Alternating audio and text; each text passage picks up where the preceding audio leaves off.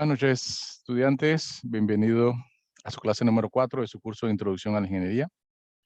La noche de hoy vamos a estar viendo los temas que tenemos en pantalla, que serían principalmente los sistemas de numeración. Vamos a ver los principales sistemas de numeración que utilizamos tradicionalmente.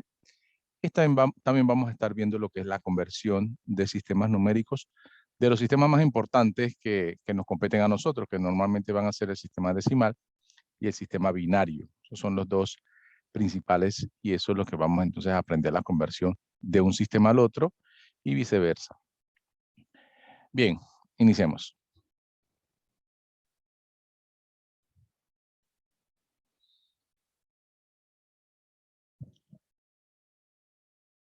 Bien, un sistema de numeración consiste en la representación de un conjunto de símbolos y reglas que permite construir los números que son válidos.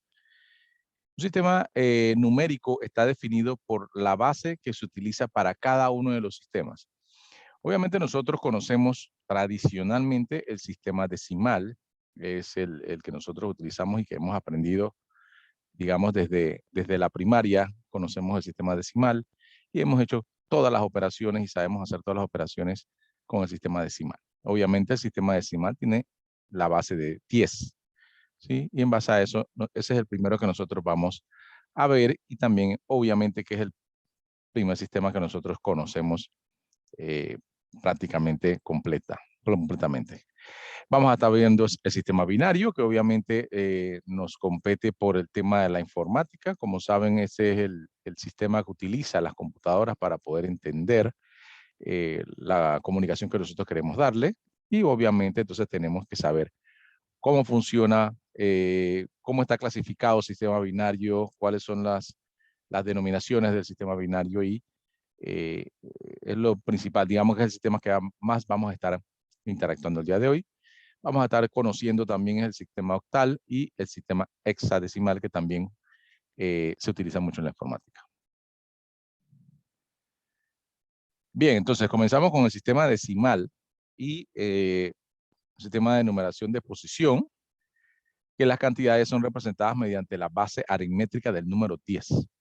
Al ser una base del número 10, tendremos la capacidad de construir todas las cifras o todas las combinaciones mediante 10 números que son los que todos conocemos.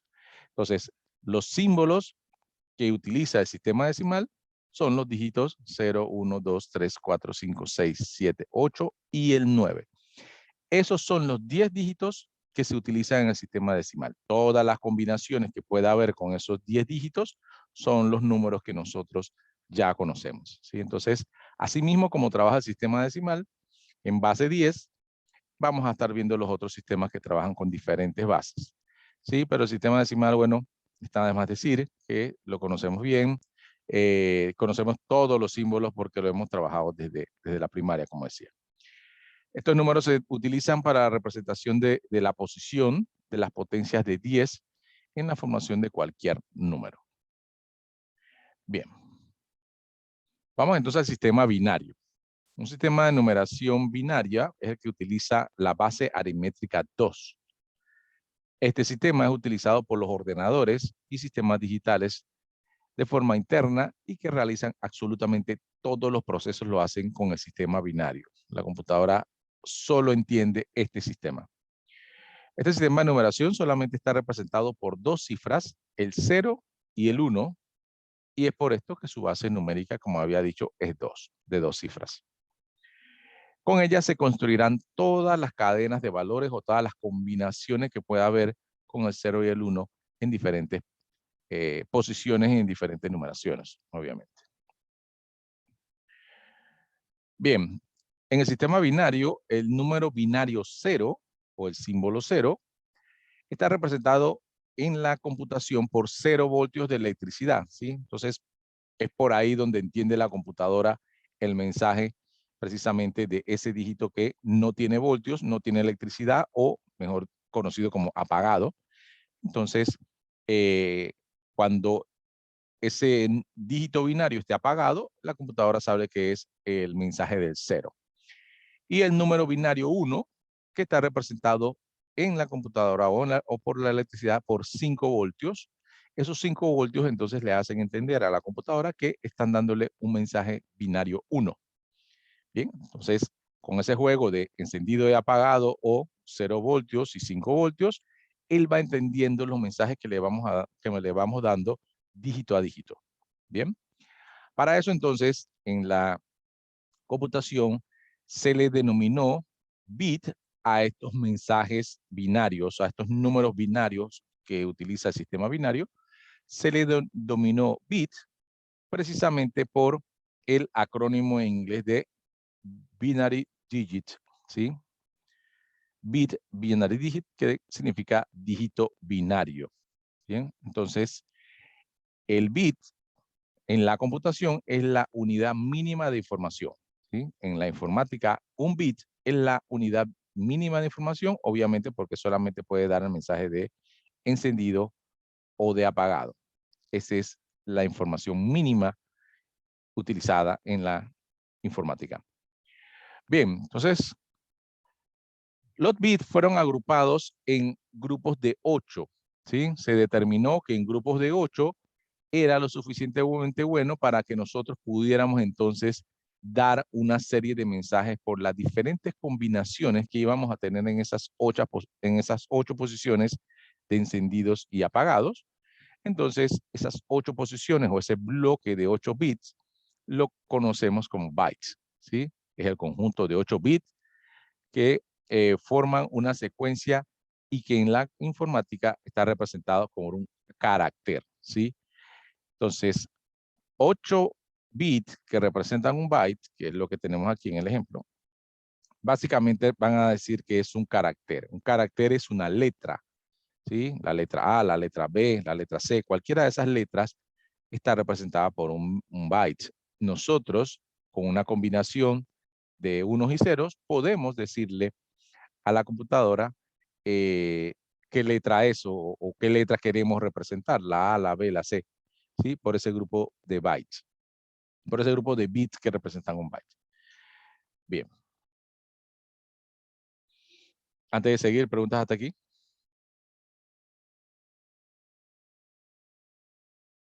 Bien, seguimos.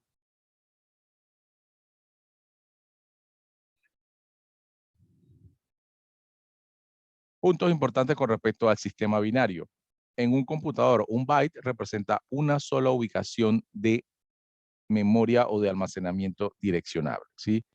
Lo mínimo que yo puedo obtener de una computadora en una dirección, lo mínimo que me puede dar es un byte, o sea, 8 bits. Esa posición de 8 bits es lo mínimo que el computador me da para yo almacenar una información o un dato, ¿sí? Menos de eso no me puede dar, ¿sí? Entonces, es, eh, es la mínima almacenamiento direccionable en una computadora, es un byte. Bien, estas ubicaciones de almacenamiento representan un valor o un solo carácter de datos, por ejemplo, como un código ASCII, ¿sí? Más adelante vamos a ver la tabla ASCII, que es utilizada desde hace mucho tiempo. Bien, la cantidad total de combinaciones de los 8 interruptores o de los 8 bits que coinciden, que se encienden y se apagan, es de 256. O sea, nosotros podemos tener 256 combinaciones en esas 8 posiciones, ¿sí? Podemos empezar con el encendido, apagado, apagado, apagado, apagado. Entonces, eso quiere decir una combinación. Después, encendido, encendido, apagado, apagado, apagado, apagado.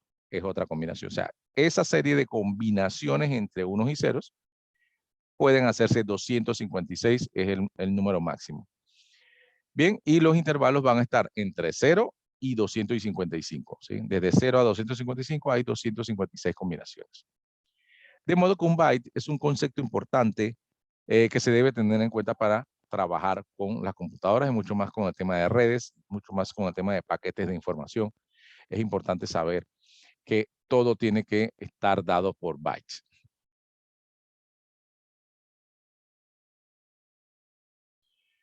Bien, aquí entonces lo que vamos a presentar es una tabla ASCII.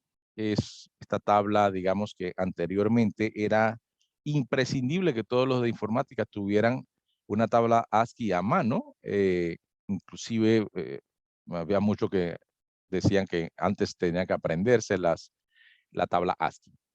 ¿Sí? ¿Por qué? Porque la manera de comunicarse antes, cuando los lenguajes eran de muy bajo nivel, entonces no había otra que casi programar con unos y ceros con la tabla ASCII, ¿no? Entonces básicamente uno tenía que ir dándole letra por letra toda la información.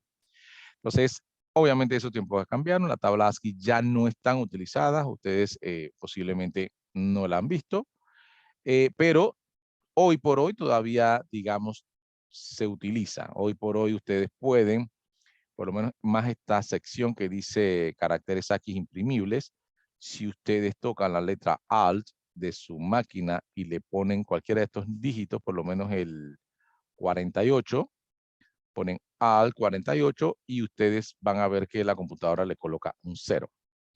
Si ponen Alt 56, entonces le va a poner un 8. Aquí ya cuando vamos a las letras, si le ponen Alt 76, le va a poner una L. ¿Sí? Eso entonces es porque los sistemas operativos antes tenían, o esa era su base, el sistema ASCII. ¿Sí? ¿Qué es el sistema ASCII? Básicamente son 256 posiciones, como dije, que son las combinaciones que puede tener un byte. ¿Sí? Cada una de estas posiciones aquí representa un byte. Entonces, dependiendo de la cantidad de combinaciones, entonces la computadora interpretaba si iba a colocar un 2, si iba a colocar un 5, si iba a colocar una X, si iba a colocar una R. ¿Sí? Cada byte o cada 8 bits en bloques le iba dando una información y entonces la computadora iba interpretando esa R, esa X, esa A, esa H.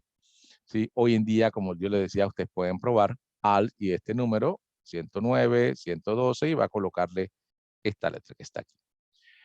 Bien, entonces, con eso era que nos comunicábamos completamente antes. Eran 256 posiciones. Si se dan cuenta, el primero comienza con 00 y el último es con 255. Ahí están las 255 o 256 combinaciones que puede tener un byte. ¿Sí? Obviamente aquí no está no están los unos y ceros, pero esos unos y ceros eran interpretados a este código ASCII y ese código ASCII era el que colocaba entonces la letra, el símbolo o la instrucción, porque las primeras eran instrucciones. Aquí, por lo menos el retorno de carro, el control, dispositivo 1, consulta. Entonces, habían unos que eran instrucciones. Entonces, la computadora ya sabía básicamente qué tenía que hacer. Fuera de esta 256, obviamente ustedes saben de que ya esto no lo estamos utilizando de la misma manera, porque obviamente nos hubiéramos quedado con ese par de instrucciones solamente al sistema operativo y obviamente ya esto no se maneja así. Pero es interesante que ustedes lo conozcan, la tabla ASCII. Bien, volviendo al sistema binario, entonces el sistema binario nos va a poder indicar a nosotros también cuánto nosotros podemos almacenar, ¿sí? Para colocar información dentro de un dispositivo, ya sea un disco duro, ya sea un USB, ya sea una memoria flash, cualquiera de esas. Entonces, iba a estar dado por dispositivos o por unidades de medidas de almacenamiento que están dadas precisamente por bytes. Bien, entonces comenzamos con que la mínima unidad de almacenamiento es un bit, ya lo habíamos dicho, y básicamente lo único que puedo colocar entonces es encendido o apagado. O sea, ahí solo puede dar una información. Bien. La otra información entonces que tengo ya es un byte y ya ahí puedo dar mucha más información. Eso es la secuencia de 8 bits y está representado por la B mayúscula. ¿Sí? La B minúscula es bit, la B mayúscula es bytes, ¿sí? Y está representado entonces por 8 bits, ¿sí? Bien, de ahí entonces pasamos a la siguiente unidad de medida que es un kilobyte. Un kilobyte se representa por el KB mayúscula y eso en realidad lo que tiene son 1024 bytes. ¿Sí? Ya ahí podrían decir que entonces tenemos 8192 bits. ¿Sí? Un kilobyte tiene 1024 bytes. Ya ahí se puede colocar entonces un bloc de notas, obviamente limitado, porque hasta que llega a los 1024 bytes. Eso es un kilobyte. Tenemos entonces también lo que es, la siguiente sería un megabyte, que ya obviamente nosotros lo conocemos y lo trabajamos mucho más, porque quizás las que ustedes ya empezaron a ver, pues son los megabytes, MB en mayúscula, y son 1024 kilobytes. Son alrededor de 8 millones de bits, más de 8 millones de bits. Sí, obviamente aquí entonces lo que puede capturarse o lo que puede almacenarse es una foto de 2 megapíxeles, ¿sí? Más o menos, de 2 a 5 megapíxeles puede pesar 1 mega.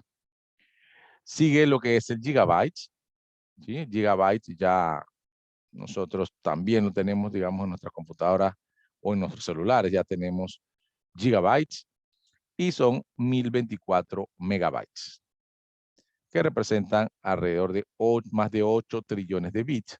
Y ya aquí lo que se puede almacenar son 256 canciones de MP3 o MP4, lo que sea, ¿sí? Bien, entonces, y así sucesivamente, vamos a ver que ya existe lo que es el terabyte representado por TB, mayúscula, son 1024 gigabytes, el petabyte son representado por PB, son 1024 terabytes, el exabyte serían representados por EB, mayúscula, son 1024 petabytes, el zettabyte, ZB representa 1024 exabytes. Y por último, el último nombrado hasta el momento es un yottabyte, representado por la Y y la B en mayúscula, y son 1024 zettabytes. Es un número impresionante de almacenamiento que hoy todavía, digamos, no conozco unidad de almacenamiento que puede llegar a esos números, ¿sí? Por lo menos ahora nosotros quizás estamos conociendo o iniciando con los petabytes para los grandes servidores, pero nosotros a nivel, digamos que doméstico, conocemos ya lo que son los terabytes. Ustedes pueden comprar una computadora y va a venir con 1 terabyte, con 2 terabytes, si tienen un disco duro tradicional, y ya no es sorprendente ver el terabyte. Les comento, bueno, que en mi experiencia yo sí he vivido, digamos, el desarrollo de los dispositivos de almacenamiento.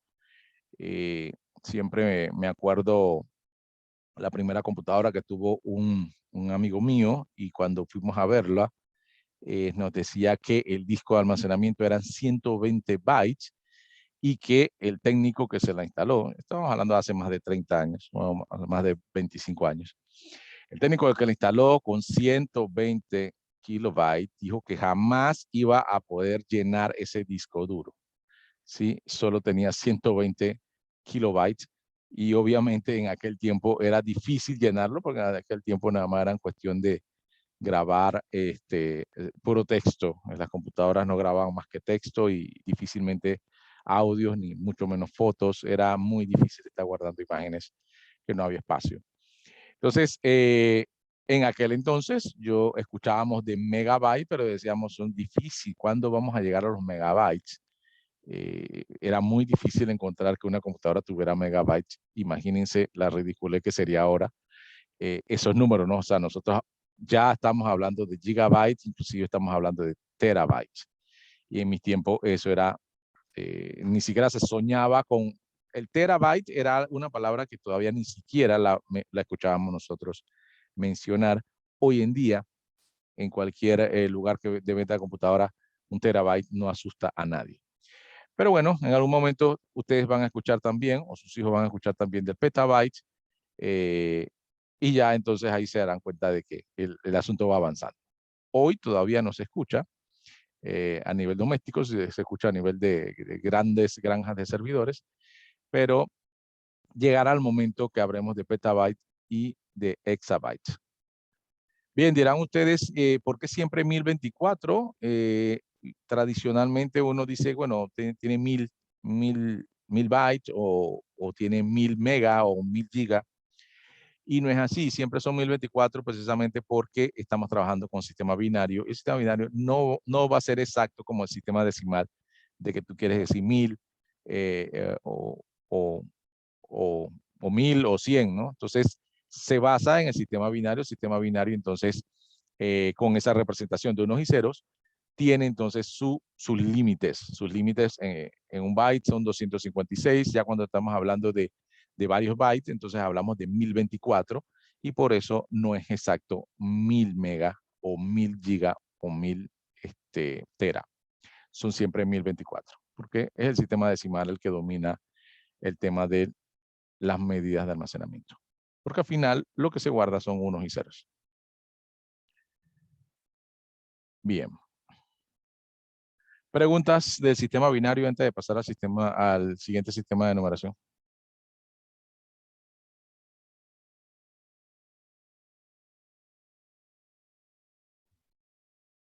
Bien, pasamos al siguiente sistema, es el sistema octal. Es un sistema de numeración en el que se utiliza la base numérica 8, obviamente, y corresponde a los números de dígitos que se utilizan para representar esa cantidad. Son los siguientes dígitos: el 0, el 1, el 2, el 3, el 4, el 5, el 6 y el 7. Son los 8 dígitos que representan el sistema octal. Al igual que los sistemas de numeración decimal y binario, este sistema es posicional. Por lo cual, en un sistema octal, todos los procedimientos son similares a los utilizados en el sistema binario. Bien, entonces en el sistema octal solo se pueden utilizar estos 8 símbolos, que obviamente tomaron los mismos que estaban en el sistema decimal.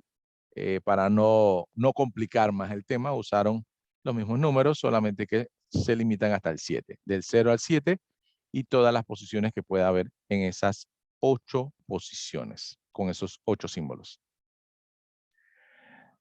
Bien, y el último sistema que vamos a estar viendo es el sistema hexadecimal, que también es utilizado en la informática. Es un sistema de numeración hexadecimal, a veces abreviado lo conocemos como hex. Es un sistema de numeración posicional también, y tiene como base el número 16. En un principio, dado que el sistema actual de numeración es la base decimal, por ello solo se dispone de 10 dígitos, se adoptó la convención de utilizar las 6 primeras letras del abecedario latino para suplir los dígitos que faltaban. El conjunto de símbolos sería entonces los siguientes. Estos son los símbolos que utiliza el sistema hexadecimal. Del 0 al 9, ¿sí?, utilizaron entonces los mismos símbolos del sistema decimal. Ahí hay 10 posiciones. Y los otros 6 utilizan entonces las letras mayúsculas del abecedario latino: A, B, C, D, E y F. Entonces, estos son 16 símbolos que utilizan el sistema hexadecimal. Este sistema hexadecimal fue introducido en el ámbito de la computación por primera vez por IBM en 1963. IBM obviamente era el monstruo y el que dominaba completamente todo el tema de informática en los años 60 y 70. Bien, entonces vamos a ver una representación del sistema decimal versus el sistema hexadecimal cuando queremos, digamos, hacer un tipo de conversión. El sistema hexadecimal, como toma al principio los mismos dígitos decimales, o sea que del 0 al 9 está representado exactamente por los mismos dígitos. Ya en el 10, o sea, el 10 en el sistema hexadecimal en realidad es una A.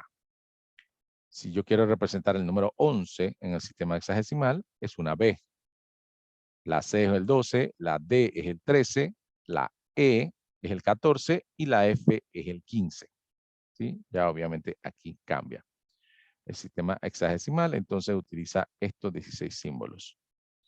Bien, vamos a ver una tabla de comparación que utiliza, digamos, aquí están los 4 sistemas que hemos estado viendo y su representación o su conversión a los diferentes sistemas.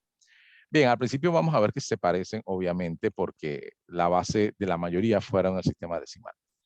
Bien, el 0 en el decimal, 0 en el binario es 0000, el hexadecimal es 0 y el octal es 0. Ahí no hay ninguna diferencia. Y se va a mantener así hasta el número 7. Hasta el número 7, hasta aquí, todos los dígitos decimales, hexadecimales y octales son idénticos. Obviamente el que cambia es el binario porque obviamente su base es 2, así que las únicas combinaciones que puede hacer son con el 0 y con el 1.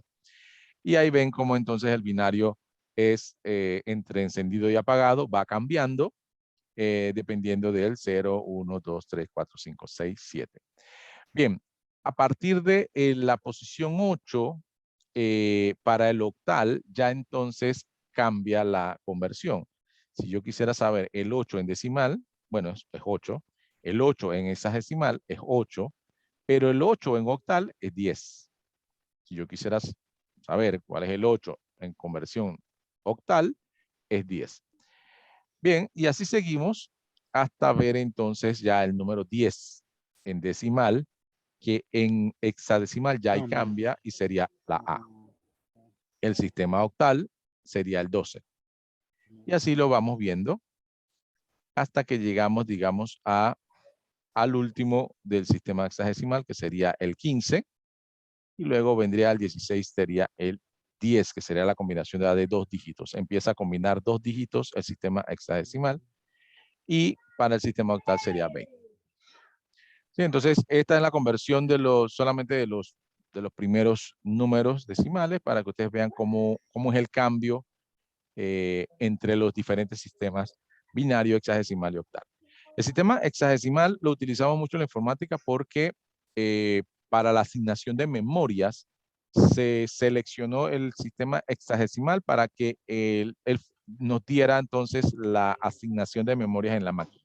Cuando ustedes buscan cómo se hacen las asignaciones de memoria, y ustedes quieren saber en qué dirección de memoria se está alojando alguna variable, cuando ustedes hacen esa consulta en compilador que sea, él le va a traer un número hexadecimal. Entonces, no se van a extrañar de que les dé 0, 1, A98, C, E2.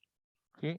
Esa serie de combinaciones, porque se lo está dando un hexadecimal. Entonces, las direcciones de memoria están guardadas en hexadecimal. ¿Por qué? Porque hay muchas más combinaciones, muchas más combinaciones que cualquier otro sistema de numeración. Y para la memoria, como existen muchas combinaciones para guardar la memoria, entonces se indicó que el mejor sistema era el sistema hexadecimal. Por eso, en informática van a ver el sistema hexadecimal para la asignación de memoria. Y obviamente el sistema binario, porque la computadora, obviamente, todo lo que va a guardar, lo guarda en binario para poder interpretarlo. Cuando llega eso al procesador solo llegan mensajes en unos y ceros para poder que él vaya interpretando en bloques de 8 esos unos y ceros y entonces vaya entendiendo cuál es el mensaje del proceso que necesita hacer. Bien, al final, el procesador solo interpreta unos y ceros. Bien, vamos ahora a aplicar lo que es la conversión de numeración. Y lo que vamos a utilizar entonces las dos numeraciones más importantes para nosotros, que es la decimal. De decimal a binario, vamos a saber cómo convertimos un número decimal a un número binario. Y luego vamos a ver también la conversión de un número binario a el número decimal. Digamos, es lo que más nos interesa a nosotros, poder entender cómo podemos llevar un mensaje a la computadora con unos y ceros y al contrario, tratar de también de interpretar los unos y ceros y convertirlo a numeración decimal. Bien, vamos a ver entonces cómo se convierte un número decimal a un número binario. Para esto vamos a hacer un ejemplo. ¿Sí? Vamos a hacer un ejemplo aquí con una pequeña escalera que he seleccionado, que digamos es uno de los métodos para convertir de decimal a binario. Cuando estamos convirtiendo un número decimal a binario, nosotros tenemos que tener en la mente de que la base del sistema binario es 2. ¿Sí? Por lo cual, nosotros vamos a utilizar ese 2 siempre para dividir el número que estamos tratando de convertir. ¿Sí? Siempre vamos a dividirlo entre 2. Y importante para nuestra conversión es ir reteniendo o ir guardando el residuo de esa división. ¿Sí? Vamos a ver, le voy a indicando acá cómo y ustedes después cualquier cosa me preguntan. Este 88, yo quiero ver cuánto es el número 88 en binario. Bien, para eso entonces yo tengo que dividir 88 entre 2. ¿Por qué entre 2? Ya les dije, la base del sistema binario es 2. Bien, entonces, 88 entre 2 es 44, ¿verdad? Yo pongo 44 aquí. Ahora viene la parte importante. Recuerden que necesito saber son los residuos de la división. ¿Qué significa residuo de la división? Si ese número 88 entre 2 fue exacto, cuando hice la división, me quedó, ¿hubo residuo en la división? ¿O simplemente quedó en 0? ¿Sí? Para eso yo puedo entonces multiplicar 44 por 2. Si me da exactamente el número que estaba indicando aquí, significa que sí me dio exacto. ¿Sí? 44 por 2 es 88. Eso quiere decir que no hay residuo. Como no hay residuo en esa división, yo voy a ponerle 0. No hubo residuo. Bien. Terminé ahí. Sigo. Ahora divido 44 entre 2. Eso me da 22. Y me da exacto, porque 22 por 2 es 44. Eso significa que tampoco hubo residuo. Y voy colocando entonces el residuo 0. Tampoco hubo residuo en esa división. Sigo con el mismo proceso. 22 entre 2. 22 entre 2 es 11. ¿Sí? ¿Es exacto? Sí es exacto porque 11 por 2 es 22. Así que no hubo residuo. No hubo residuo. Bien, ahora hago el mismo proceso. 11 entre 2. 11 entre 2, eso me da 5. Y es aquí donde voy a verificar. 5 por 2 me da 10. O sea que aquí sí hubo residuo porque la división no fue exacta. No es el número exacto, la multiplicación de 5 por 2 da 10. Eso significa que sobra 1. Y como me sobró 1, yo lo tengo que colocar. ¿Sí? Aquí. Entonces, ese es el residuo. Sigo con el proceso. 5 entre 2. 5 entre 2 es 2. Otra vez hago la multiplicación y me doy cuenta que 5 entre 2 no da exacto. Así que hubo un residuo de 1 y ahí lo pongo. Bien, ya estoy acabando porque obviamente el número ya se va achicando, ¿verdad? 2 entre 2. 2 entre 2 es 1. Bien. Es 1, lo coloco allí y verifico entonces 1 por 2 es 2. Eso quiere decir que no hubo residuo y entonces coloco el 0 porque no hubo residuo. Bien. Ahí terminé de hacer toda la operación. Fui haciendo la reducción del número hasta que llegué básicamente a 2, que era el último. Ya aquí tengo la numeración binaria, ¿sí? ¿Cómo hago? ¿Cómo la interpreto? Entonces, lo que tengo que hacer es escribir el número de los residuos, solo los residuos, los demás los voy a ignorar. Todos los residuos que quedaron los voy a escribir, pero de derecha a izquierda. O sea, primero el 1 que está aquí a la derecha, lo voy a ir colocando como primero. Después el 0, después el 1, después el 1, después el 0, después el 0, después el 0. O sea, primero va este, después iría este, después este, después este, después este, digamos que en orden, ¿no? Voy a poner todos los residuos, pero en orden inverso, o sea, con orden hacia allá arriba. Desde el 1 hasta el último 0 que está allá arriba. Bien, eso me va a dar entonces el número binario. Vamos a ir colocándolo acá. Entonces, el número 88 es 1, 0, 1, 1, 0, 0, 0. Este es el número 88 transformado a binario. ¿Sí? Así entonces se hace la conversión de un número decimal a binario. Bien, obviamente se dan cuenta de que los residuos son los que son importantes para nosotros. Y si vamos analizando un poquito más, uno puede ir haciendo, digamos, unos procesos mucho más rápidos. Yo se los expliqué, digamos, paso a paso para que se entendiera. Ustedes lo pueden hacer mucho más rápido. Si se dan cuenta de que, digamos, eso depende de la destreza matemática que ustedes tengan. Por lo menos yo veo 88, yo sé que 88 es un número par y yo sé entonces que el residuo es 0. Inmediatamente pongo un 0. 44 es un número par, pongo residuo 0. 22 es un número par, pongo el residuo 0. 11 es un número impar, entonces el residuo es 1. 5 es un número impar, entonces el residuo es 1. 2 es un número par, el residuo es 0. Y aquí es el único que es diferente. Hay que tener ojo con este porque es el único que es diferente.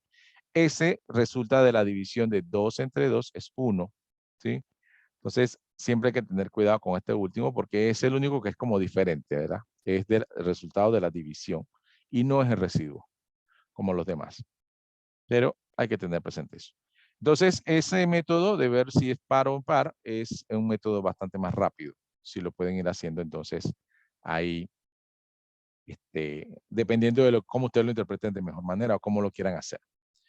Bien, preguntas. ¿Quedó claro la conversión de decimal a binario?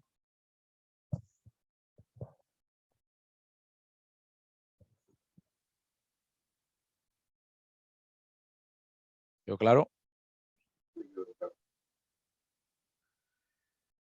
Bien, quedó claro. Entonces vamos a hacer una práctica. Vamos a ver si convertimos el número decimal 72 y el número decimal 100 a numeración binaria. ¿Sí? Entonces, con el método que acabo de hacer, por favor, si pueden ir haciéndolo y me dicen, el que termina me avisa para que me diga qué número binario le salió, a ver si coincide con lo que generamos acá.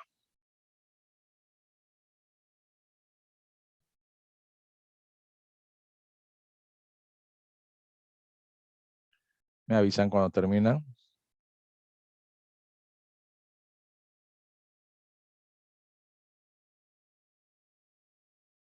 Vamos a iniciar entonces la conversión inversa, que sería del número binario. Teniendo el número binario, lo queremos convertir a un número decimal. Entonces la operación resulta un poco diferente. Bien, el sistema binario en cifras que componen números que multiplican la potencia de 2, ¿sí? 1, 2, 4, 8, 16. Y entonces hay un método interesante entonces también para poder hacer esa combinación o esa conversión. Bien, para hacer esa conversión, yo siempre sugiero que tengan esta tabla a mano. Esta tabla es la tabla que les va indicando más o menos cómo podemos ir haciendo esa conversión. Siempre utilizando la base 2, porque es la base del sistema binario, y lo que se hace aquí es ir colocando, dependiendo de la posición, en este caso la posición es muy importante, vamos haciendo entonces los exponentes o subiendo los dígitos del exponente al 2, ¿sí? Entonces la primera posición de derecha a izquierda es 2 a la 0, después 2 a la 1, después 2 a la 2, 2 a la 3, 2 a la 4, 2 a la 5, 2 a la 6 y 2 a la 7. ¿Por qué? Esas son las posiciones. 0, 1, 2, 3, 4, 5, 6, 7, lo que tiene un byte. Son 8 posiciones del 0 al 7 y entonces se coloca como exponente del 2. Bien, resolviendo eso, entonces la primera posición de derecha a izquierda, 2 a la 0 es igual a 1. Aquí está el 1. 2 a la 1 es igual a 2. 2 a la 2 es igual a 4. Es 2 por 2. 2 a la 3 es igual a 8 porque es 2 por 2 por 2. O sea, 2 por 2, 4 por 2, 8. 2 a las 4 es 16 porque, bueno, 2 por 8, 16. 2 a la 5 es 32 porque 2 por 16 da 32. 2 a la 6 es 64 por 2 por 32 es 64. Y obviamente 2 a la 7 es 128 porque 2 por 64 es 128. Entonces, es importante estos números posicionales porque al hacer la conversión lo necesitamos tener bien presente. Bien, vamos a colocar entonces el primer ejemplo. Digamos que queremos convertir este número 10, 1, 0, 0, 1, 0, que es binario, lo queremos convertir a un número decimal. O sea, ¿qué número decimal es esa combinación de bits encendidos y apagados? ¿Qué número decimal es? Bueno, para eso entonces tenemos que ir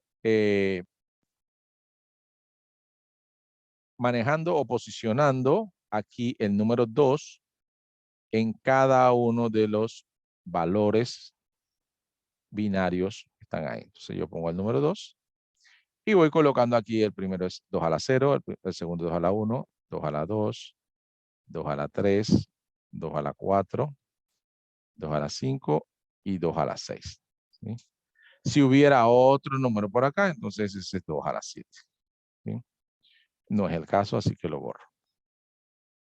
Bien, eso es lo que tengo que hacer primero. Ir colocando 2 a la, exponiéndolo a la posición que está. Está en la posición 0, 1, 2, 3, 4, 5, 6. Ahí está. Bien, lo que coloque aquí va a estar más bonito ahora que yo le voy dando acá, así.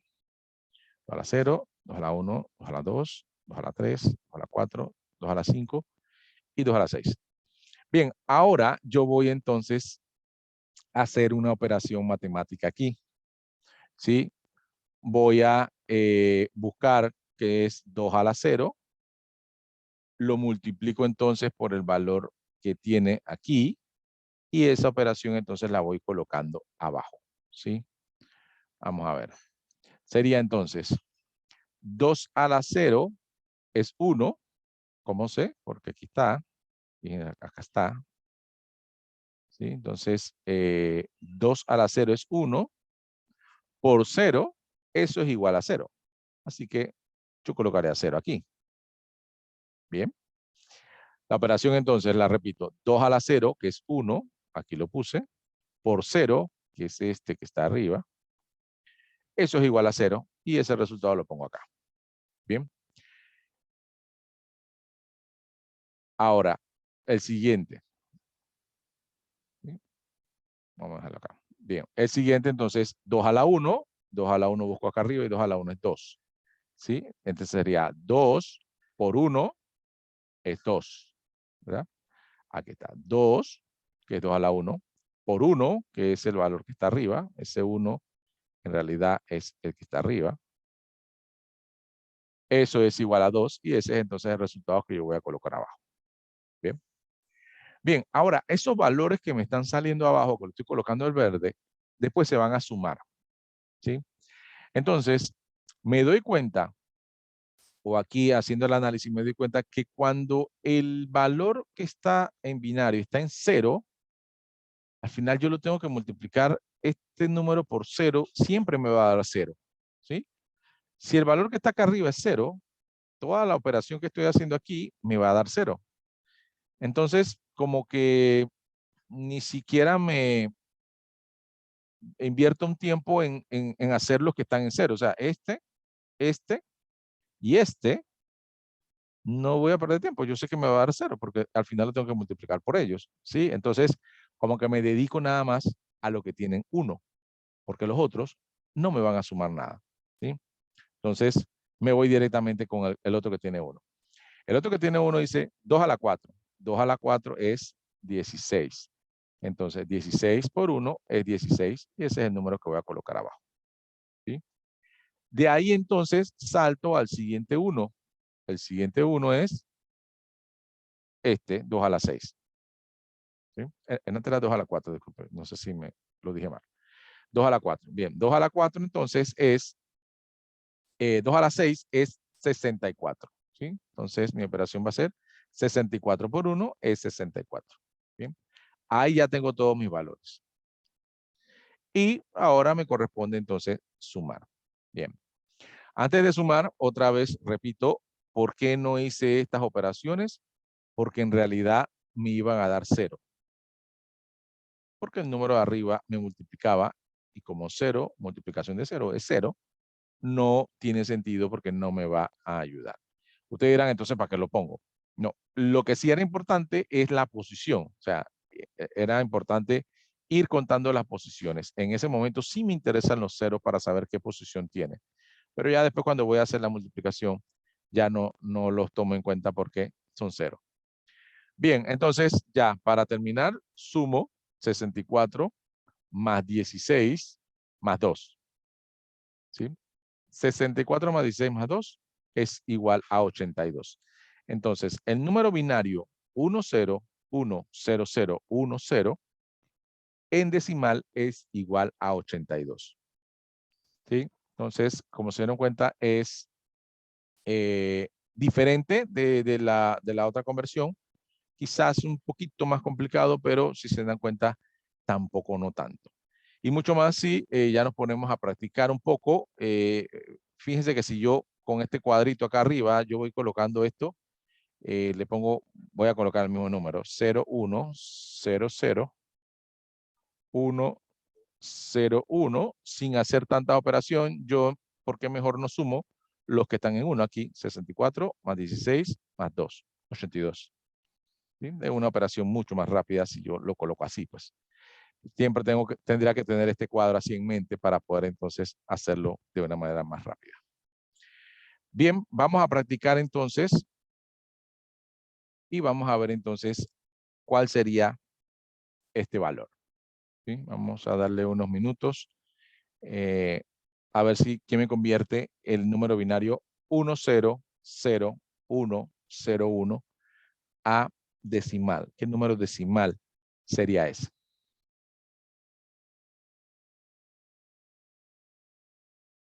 Recuerden, la posición es importante en este punto. 2 a la 0, 2 a la 1, 2 a la 2, 2 a la 3, 2 a la 4, 2 a la 5.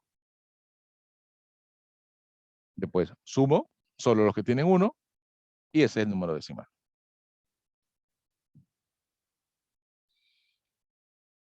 Me avisa quién lo tiene.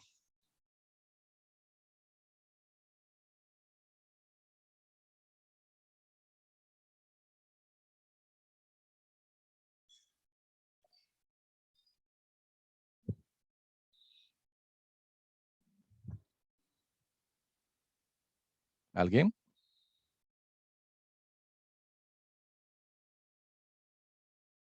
Vamos a ir colocando aquí 2 a la 0, 2 a la 1, 2 a la 2. 37. 37, perfecto. Así es. Y 2 a la 5. El resultado es 37, ¿sí? ¿Por qué? 2 a la 5, o sea, este 2 a la 0 es 1.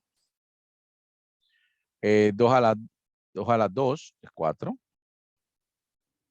2 a la 5, que es el que está aquí, es 32. 32 más 4 es 36, más 1, 37. ¿Sí? Perfecto, tal cual como lo dijo el compañero, es 37. Y siguiendo la misma lógica, yo puedo colocar entonces 2 a la 0, 2 a la 1, 2 a la 2, 2 a la 3, 2 a la 4, 2 a la 5 y 2 a la 6. ¿Sí? 2 a la 2 es 4 aquí. 2 a la 3 es 8. 2 a la 4 es 16. Y 2 a la 6 es 64. ¿Sí? Entonces sería 64 más 16. Eso da 80, ¿verdad? Más 8, 88. Más 4, 92. ¿Sí? Entonces, ese sería el número decimal. 10111100 es 92. Bien. Es importante la práctica que hicimos de la conversión de binario a decimal y de decimal a binario porque viene en el examen parcial que vamos a colocar este fin de semana. Van a venir las partes teóricas que hemos visto. Bueno, voy a darle a continuación. Aquí viene el examen parcial que va a iniciar desde este viernes a las 6 de la tarde. Van a tener todo el fin de semana para hacerlo. Desde el viernes en la tarde hasta el domingo, hasta a las 11:59 del domingo, van a poder hacer el examen parcial. ¿Sí? Viene introducción a la ingeniería, que lo vimos en la primera semana, teoría general de sistemas, lo vimos en la primera semana, el proceso de diseño en ingeniería, lo vimos en la semana 2, la estructura de la computadora, la semana 3, y la conversión de sistemas numéricos la semana 4. Entonces, la mayoría de las preguntas son escoger la mejor respuesta, son la mayoría teóricas, solo un par de prácticas como la que vimos a continuación, que le voy a colocar unos números decimales para que lo conviertan a binario y me seleccionen cuál es el número binario.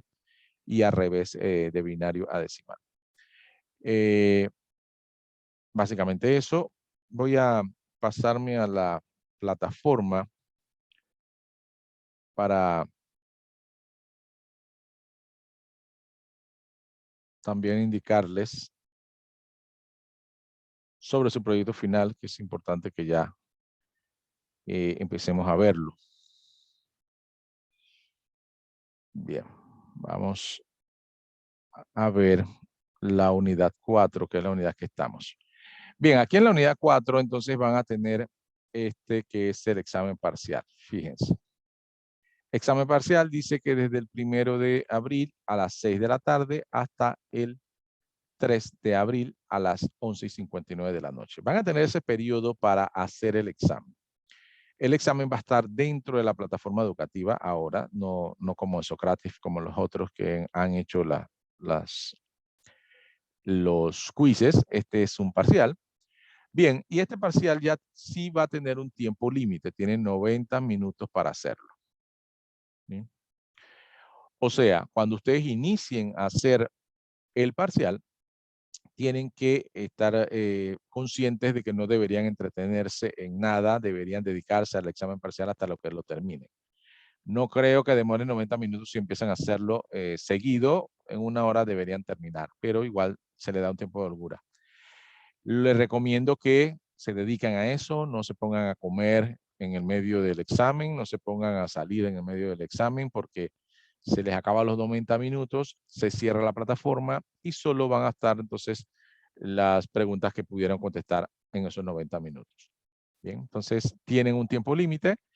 Sin embargo, van a tener desde el viernes en la noche hasta el domingo la oportunidad de sacar 1 hora de su tiempo para dedicarse a eso. ¿Sí? Les recomiendo que empiecen a organizarse, a coordinar, a ver qué día o qué hora le cae mejor. Sábado en la tarde, bueno, el sábado en la tarde se agarran 1 hora y hacen el examen.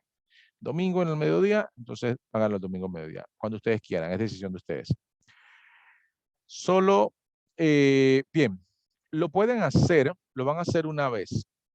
Si por alguna razón ustedes, alguno sale abajo de 70, o sea, sacó 68, el sistema entonces le va a permitir hacerlo nuevamente, ¿sí? Solo a los que sacan abajo de 70.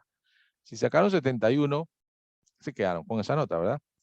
Si los que salen abajo de 70, entonces le da otra oportunidad de hacerlo. Le da 90 minutos más para que lo hagan desde cero de nuevo, completamente desde cero. Y ya lo que saquen en esa segunda ocasión es lo que queda, ¿sí? Si por temas de descuido en la segunda ocasión también sacaron 65, esa es la nota que se les queda, ya no se le libera más. La liberación la hace automático una vez se dé cuenta de que no llegaron al mínimo, que era 71, entonces le habilita para que ustedes lo puedan hacer nuevamente. Bien, ¿preguntas sobre el examen parcial?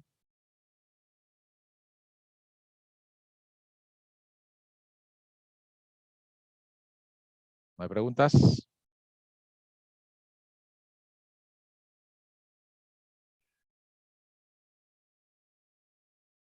Bien, si no hay preguntas, entonces solamente les recuerdo de que eso está allí y automáticamente se habilita el día viernes. Bien, la otra actividad que ya está habilitada es el proyecto. ¿Sí? Está en la unidad 5, está el proyecto final. Vamos a darle un vistazo al proyecto final para cualquier pregunta que tengan. El proyecto final es en grupo. Lo pueden hacer con el mismo grupo que hicieron el taller pasado, la semana pasada. Y bueno, ustedes deciden si se mantienen con ese grupo o pueden cambiarle de grupo como quieran. Bien, el proyecto consiste de 2 casos, ¿sí? Son 2 casos que van a tener que hacer. Un caso no tiene nada que ver con el otro, son casos independientes, así que pendientes de eso.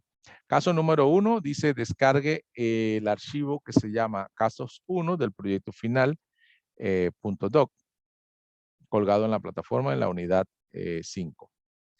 ¿Sí? Entonces ahora vamos a darle un vistazo a ese archivo. Y también dice el caso 2, descargue el archivo caso 2 proyecto final colgado en la plataforma. Vamos a aquí mismo en la plataforma a buscarlo porque no lo tengo aquí. O no lo busqué, mejor dicho. Bien, me voy a la unidad 5 y allí está entonces, fíjense, aquí está. Caso 1 y caso 2. ¿Sí? Ustedes descargan esos archivos. Así descargan el Word. Vamos a descargarlo y a revisarlo. ¿Sí? Solamente para confirmar de que ustedes lo tengan ahí. Bien, ahí está.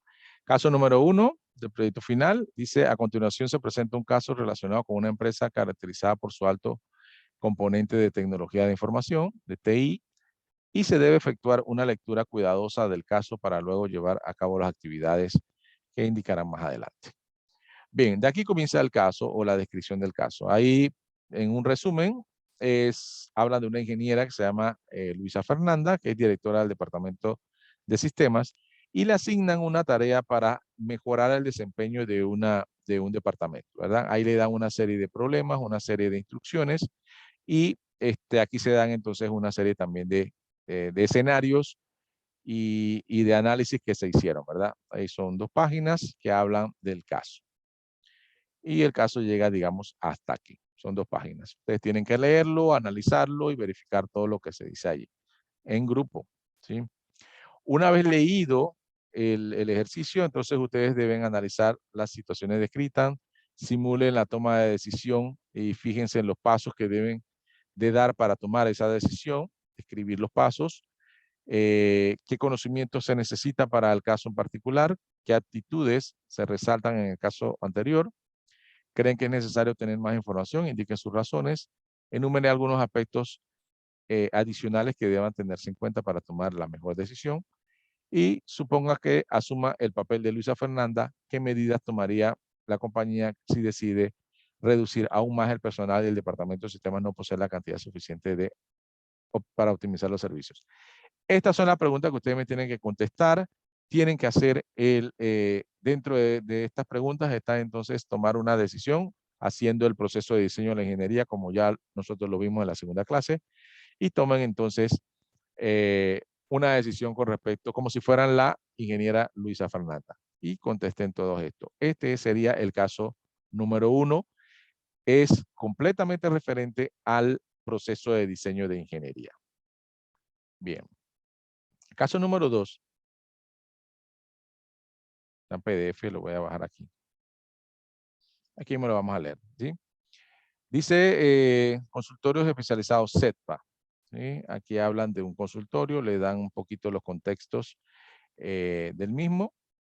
Y en resumen dice, la empresa CETPA necesita la colaboración del conocimiento de un ingeniero que realice el análisis y selección de los equipos tecnológicos especificados, 3 computadoras con sus respectivas impresoras. ¿Sí? Se le solicita que busque al menos 2 cotizaciones de diferentes proveedores según las especificaciones que usted considere convenientes para el trabajo que realizarán los asistentes de la clínica y luego seleccione cuál es la mejor opción de las 2 cotizaciones enviadas. También debe tomar la decisión si las computadoras serán de marca o clones o armadas, según las ventajas y desventajas que usted aprendió en su última investigación, o mejor dicho, que nosotros hablamos aquí.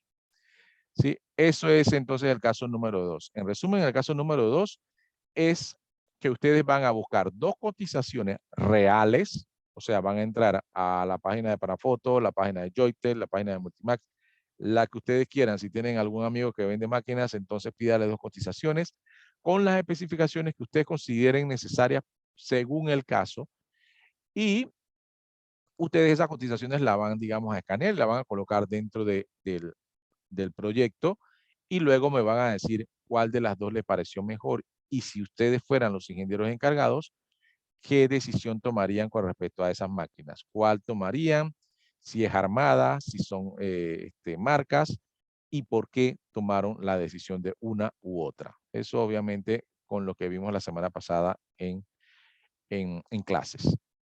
Bien, entonces esos son los 2 casos. Al final, ustedes me van a entregar un trabajo en Word, un solo trabajo, que va a tener su página de presentación con los integrantes del grupo, una introducción que va a valer 10%. En esa introducción ustedes entonces van a introducir su trabajo. No puede ser extraída de internet. Esa introducción tiene que ser escrita por ustedes porque es su trabajo. Ustedes van a decir, bueno, en este trabajo estamos viendo el proceso de diseño de ingeniería en el caso número 1, ta, ta, ta, ta, ta, ta, ta, ta, ta. Caso número 2, tuvimos que buscar algunas cotizaciones, o sea, sácanlo de su palabra. Es la introducción. Lo que ustedes van a colocar en esa página de introducción es lo que yo voy a leer y que me va a introducir a su trabajo. Obviamente no van a colocar todo el trabajo en la introducción. Solamente es un pequeño resumen de lo que voy a ver, ¿sí? Ustedes lo resumen con sus palabras. Y la conclusión, bueno, es la conclusión en la que ustedes van a dar sobre el trabajo, ¿sí? ¿Qué aprendieron con el trabajo? ¿Les pareció curioso? ¿Algo aprendieron en la investigación? ¿Algo aprendieron en trabajar en el grupo? Las conclusiones del trabajo, de lo que ustedes piensan de su trabajo. Me la ponen aquí. En un resumen, debe ser de ustedes. Ya les digo, no sacado de internet. Igual yo lo busco en internet y si encuentro algo que es lo que ustedes colocaron y lo encuentro en internet, entonces no es suyo y les pongo 0 allí. Así que mejor que lo escriban ustedes. Referencias bibliográficas siempre deben de buscar ayuda en internet para cualquier cosa, inclusive para buscar las cotizaciones. Así que esas son referencias bibliográficas y la colocan allí. Deberían ser mínimo 2. El caso número 1 tiene una puntuación de 35%, el caso número 2, 35%. ¿Sí? Entonces, como ven, son dos casos separados, pero igual va todo en el mismo trabajo. Bien, preguntas. Bueno, antes que me digan, lo obvio es cuándo se entrega dentro de 2 semanas. ¿Sí? Este trabajo se debe estar entregando en 2 semanas. No tengo el número ahora mismo del día. Sería dentro de 15 días exactamente, dentro de dos miércoles. ¿Sí? Ese es el día de la entrega del proyecto. La próxima semana tenemos clase, tenemos un material nuevo y nos vamos a tomar un buen tiempo de la hora para aclarar cualquier duda que tengan, verificar si ustedes tienen algunos avances allí y entonces les resuelvo las preguntas que tengan. Es el miércoles 13, según me acabo de verificar, miércoles 13 sería el día de la entrega del proyecto. El próximo miércoles lo que hacemos es solventar las preguntas que tengan sobre lo que ya han avanzado hasta ese punto. Preguntas.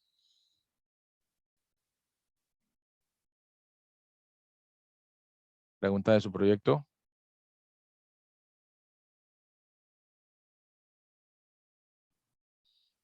En Bien. base a lo de las cotizaciones, sí sé que indicó que eran temas reales y todo, ¿no? Sí, Uno puede hacer, dependiendo de lo que uno quiera, presupuestos.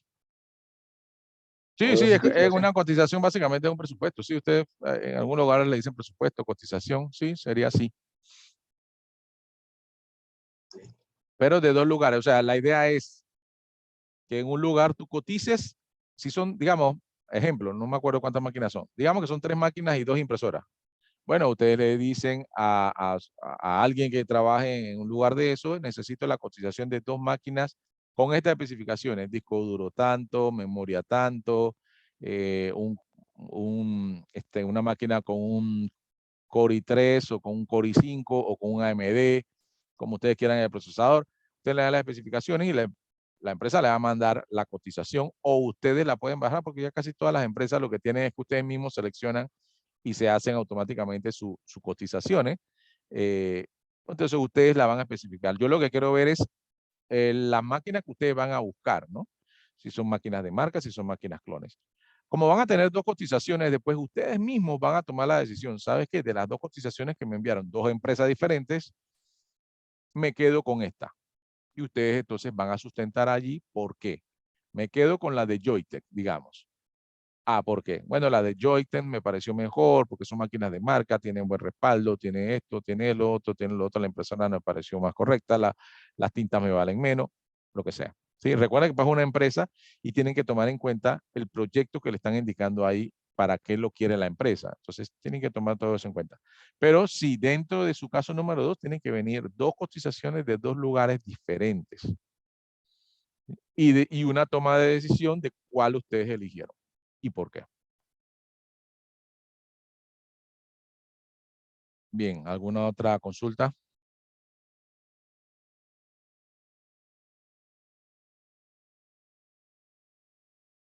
Bien, yo les recomiendo que ustedes esta semana coordinen y se reúnan con su grupo, aunque sea un par de horas dentro de la semana, el día que puedan, y se pongan entonces a ver quién hace el caso número uno, si se reúnen, todos hacen un caso y todos hacen el otro caso, y después ven, o si en la misma reunión van buscando ideas como para ir saliendo del caso número uno, ustedes coordinen. Lo que pasa es que ya sería bueno que esta semana empezaran. Tienen 2 semanas, pero no dejen todo para último, porque entonces así mismo se refleja en el proyecto. Cuando el proyecto se hace en los últimos días corriendo, eso se nota. Y la nota también se nota. Yo lo noto y la nota también. Entonces, háganlo con tiempo, porque con tiempo ustedes seguramente van a poder hacer un mejor trabajo. Tienen 2 semanas para hacerlo y espero entonces un trabajo de 2 semanas de ustedes. Bien, no sé si alguien tiene alguna otra pregunta. Igual, la otra semana nos vamos a estar viendo el otro miércoles a las 7 de la noche. Ahí vamos a entonces a ver un poquito más sobre el proyecto. Vamos a tener material nuevo y también todas las consultas del proyecto. El próximo miércoles también voy a indicarles quiénes de ustedes me deben alguna actividad y cuándo la van a pagar o hasta cuándo tienen para pagármela. ¿Sí? Estimados, entonces que tengan buenas noches y nos vemos entonces el próximo miércoles. Recuerden, el examen parcial comienza el viernes y termina el domingo. No se les olvide. Saludos, buenas noches.